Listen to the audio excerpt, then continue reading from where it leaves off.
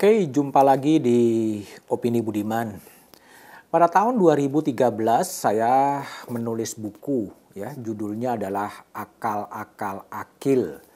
Ini juga buku yang mengisahkan terjadinya skandal di Mahkamah Konstitusi ketika Akil Mochtar kemudian ditangkap oleh KPK karena tuduhan menjual belikan putusan MK.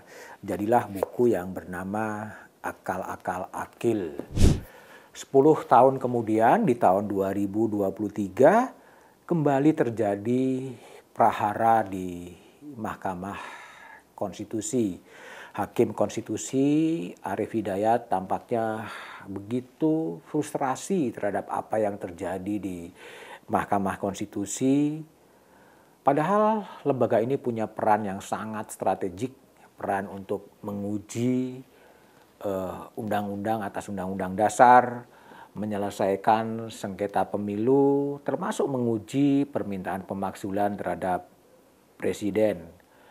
Itu terjadi akibat putusan Mahkamah Konstitusi nomor 90 yang meloloskan atau menambahkan frase soal pencalonan presiden, di mana MK membuka ruang bagi wali kota Solo dan pemimpin daerah di bawah usia 40 tahun yang pernah berpengalaman sebagai kepala daerah untuk ikut serta dalam kontestasi calon presiden.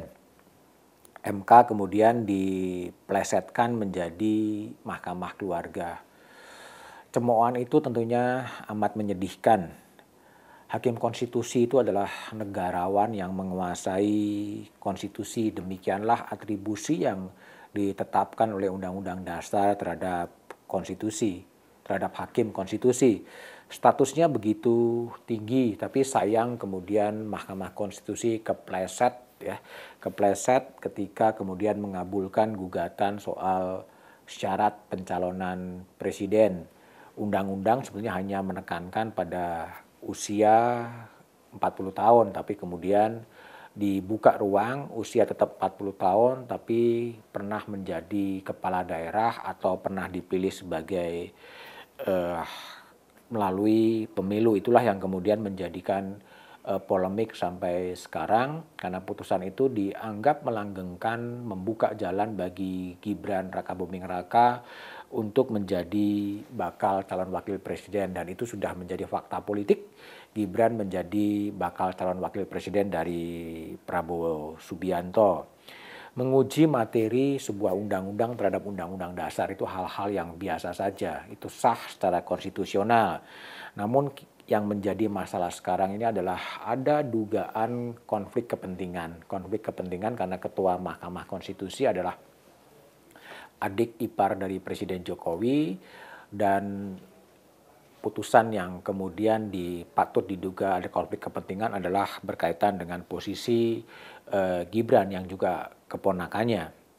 Nah, kalau kita mengacu pada Undang-Undang Pokok Kekuasaan Kehakiman, seharusnya Anwar Usman tidak usah ikut campur dalam memutuskan, karena pasti akan ada benturan kepentingan. Namun realitas politiknya Anwar Usman tetap maju terus ya. Bahkan saat diperiksa dimintai keterangan oleh Majelis Kehormatan Mahkamah Konstitusi, Anwar begitu percaya ketika wartawan menyebut bahwa MK diplesetkan sebagai mahkamah keluarga. Anwar mengatakan ya itu mahkamah keluarga besar bangsa Indonesia. Ia tampak begitu percaya diri. Ia pun membantah ada konflik kepentingan ketika ikut terlibat dalam memutuskan, karena yang diadili adalah norma ya, bukan orang per orang. Itu yang argumen dari Anwar Usman. Ia pun menolak untuk mundur karena jabatan ini berasal dari Tuhan. Itulah argumen dari Ketua Mahkamah Konstitusi Anwar Usman. Terkesan seperti pokrol bambu ya, sekedar asal menjawab hal yang demikian. Memang norma yang diadili, norma yang diuji di Mahkamah Konstitusi, tapi semua orang juga tahu bahwa norma itu di belakangnya adalah ada kepentingan, yaitu kepentingan kepala daerah yang sedang menjabat tapi belum berusia 40 tahun.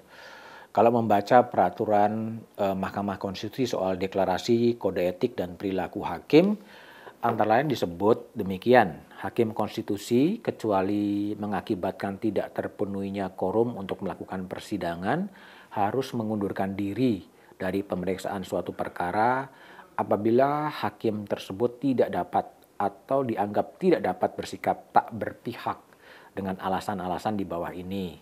Yang huruf A, hakim konstitusi tersebut nyata-nyata mempunyai prasangka terhadap salah satu pihak. Dan yang kedua adalah hakim konstitusi tersebut atau anggota keluarganya punya kepentingan langsung terhadap putusan. Nah, inilah sebetulnya ada pasal dalam kode etik yang patut diduga sebetulnya Anwar Usman tahu bahwa putusan yang akan dijatuhkan itu akan terkait dengan keponakannya. Dan tentunya Anwar Usman tentunya juga membaca kode etik itu sehingga harusnya dia mengetahui itu dan tidak ikut dalam memutuskan. Tapi itu sudah menjadi fakta, ikut terlibat dan prahara politik itulah yang kemudian terjadi. Sikap inilah yang kemudian membuat prahara di Mahkamah Konstitusi. Hakim Konstitusi Arief Hidayat menyebutkan prahara, bahkan dia menyebut untuk mengembalikan marwah dari Mahkamah Konstitusi ya sebaiknya 9 hakim konstitusi di reshuffle saja dan diganti dengan yang baru. Ini demi menyelamatkan Mahkamah Konstitusi ke depan untuk kembali memulihkan kepercayaan publik kepada Mahkamah Konstitusi yang perannya sentral termasuk mengadili sengketa pemilu.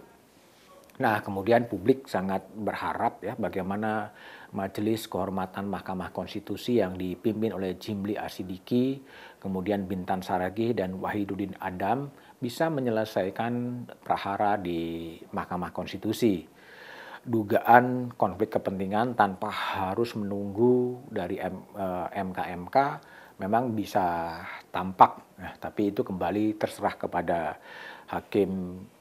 mantan ketua MK Jimli Asidiki, putusannya seperti apa yang kabarnya akan dijatuhkan pada 7 November. Pernyataan-pernyataan publik dari Jimli seakan-akan memang memberikan harapan seperti dikutip oleh koran Kompas bahwa banyak masalah dalam persidangan, bahkan kemudian ditemukan fakta bahwa dokumen uji materi tidak ditandatangani. Ya, kita tunggu saja sebetulnya bagaimana Jimli menunjukkan tajinya, apakah akan mengkoreksi langkah-langkah yang telah terjadi atau justru melegitimasi apa yang sudah terjadi.